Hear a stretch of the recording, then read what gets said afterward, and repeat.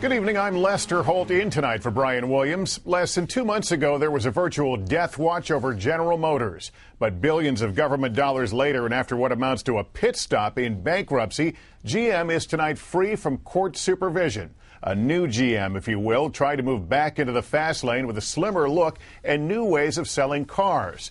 The reinvigorated company is even talking about repaying those massive government loans ahead of the 2015 deadline. But no matter what road GM travels going forward, it will still be looking out at the same rocky economic landscape. So, what's the strategy? Phil LeBeau covers the auto industry for CNBC. He joins us now from Detroit with more. Phil, good evening.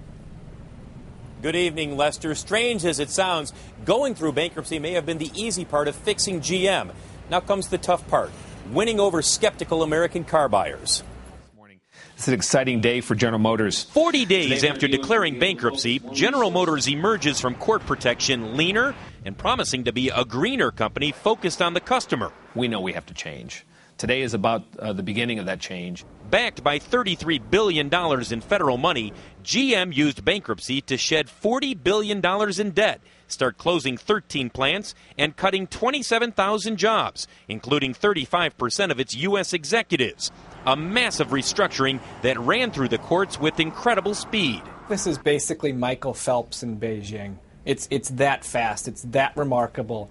There are almost no words to describe it. Downsizing from 8 brands to 4, Chevy, Cadillac, GMC, and Buick, GM is also dropping 2,400 dealers across the country.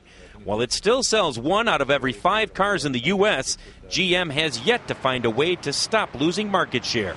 They've got to talk to customers the way customers are used to being talked to. And if that's Twitter for some customers, that's what it'll be. GM has started using Twitter and Facebook to reach younger buyers. The bigger challenge is changing the perceptions of Americans who think GM models are lackluster and poorly built.